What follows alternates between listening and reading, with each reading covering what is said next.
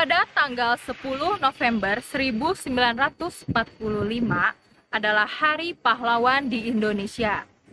Jasa-jasa para pahlawan tidak boleh dilupakan, karena berkat mereka bahwa Indonesia merdeka. Salah satu pahlawan wanita di Indonesia yang memperjuangkan emansipasi wanita adalah Raden Ajeng Kartini.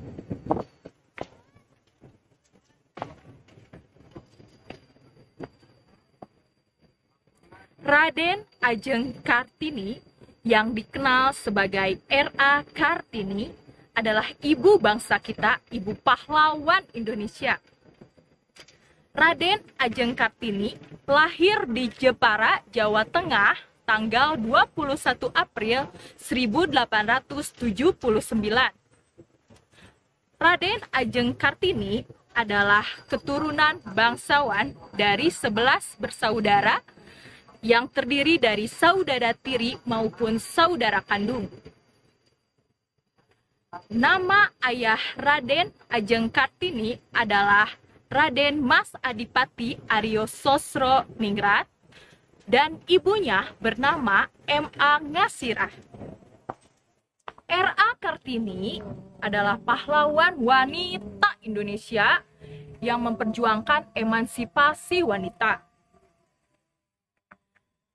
Pada zaman dahulu kala, bahwa perempuan tidak diberi kebebasan dalam hal segi pendidikan, sosial, agama, dan hukum. Jadi, zaman dahulu kala, pendidikan hanya untuk kaum laki-laki. Perempuan tidak boleh bersekolah jika bukan keturunan bangsawan. Interaksi sosial kurang. Jadi, adat Jawa pada saat itu, umur 12 tahun perempuan harus dipingit. Mengenai agama yang berlaku, bahwa banyak poligami pada saat zaman dahulu kala. Perempuan zaman dahulu umur 12 tahun harus dipingit. Raden Ajeng Kartini berpendidikan di ELS, Europa Leisure School.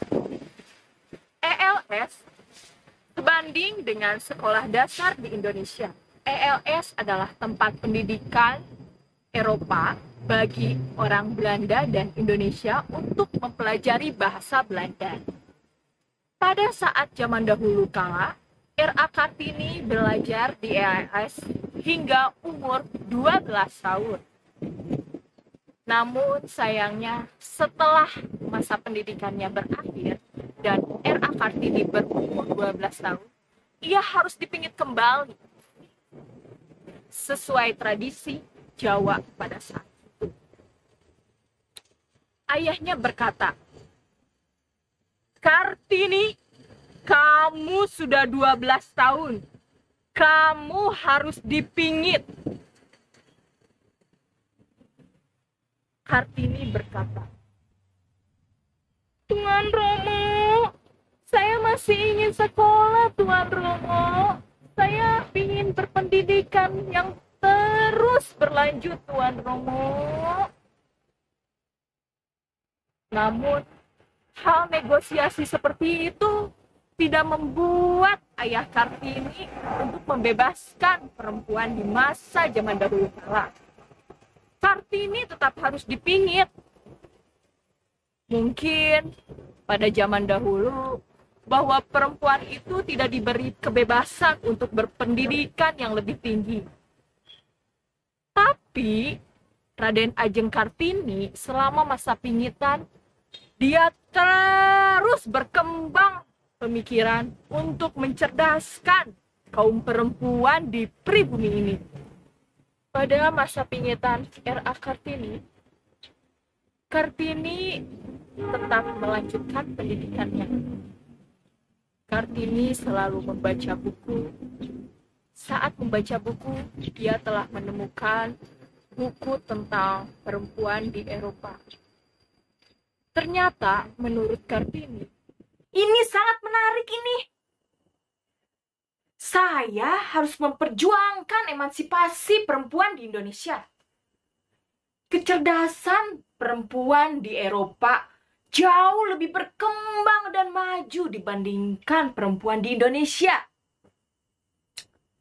Walaupun saya dipingit dan perempuan Jawa umur 12 tahun harus dipingit, tetapi itu bukan alasan saya untuk mencari ilmu.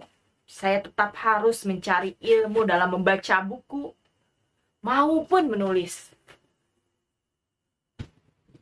Lalu Kartini selalu menilai kenapa hanya perempuan yang tidak diberi kebebasan. Pada saat itu, Kartini selalu menulis surat menyurat. Surat menyurat itu selalu diberikan kepada Stella dan Abendanon, temannya di Eropa. Tulisan-tulisan Kartini seperti surat-surat cinta, Max Havelaar, dan sebagainya selalu membuat teman-temannya tertarik akan tulisan tersebut. Masa pingitan Kartini membuat Kartini tetap lebih cerdas untuk memajukan dan memperjuangkan emansipasi perempuan di Indonesia. Pada saat umur 24 tahun, Kartini disuruh menikah oleh orang tuanya. Kartini menyetujuinya. Orang tuanya menyuruh menikah Kartini dengan Bupati Rembang, Jawa Tengah, yang bernama Raden Mas Adipati Jojo Adiningrat. Kartini menikah pada tanggal 12 November 1903. Setelah menikah, cita-cita Kartini untuk menjadi guru dan mendirikan sekolah wanita tetap ingin diperjuangkan. Suaminya menyetujui dan membantu kebebasan untuk wanita. Suami Kartini memiliki 3 istri. 1 tahun kemudian, Kartini dikaruniai seorang anak laki-laki yang bernama Susalit Diningrat. Susalit lahir pada tanggal 13 September 1904. 3 hari setelah melahirkan, namun sayang Kartini wafat pada tanggal 17 September 1904. Setelah Kartini wafat, Abendanon, temannya Kartini, memperjuangkan surat menyurat Kartini untuk menjadi buku yang berjudul Habis Gelap, Terbitlah Terang. Setelah 50 tahun wafatnya, Presiden Insinyur Soekarno menetapkan pada tanggal 2 Mei 1964 menurut Kepres Republik Indonesia bahwa setiap tanggal 21 April adalah Hari Kartini.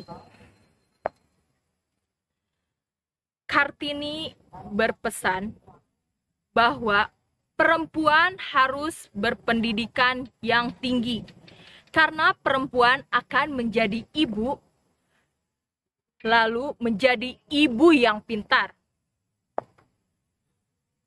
Ini adalah kisah perjuangan pahlawan Indonesia yang memperjuangkan emansipasi wanita. Terima kasih Ibu kita Kartini.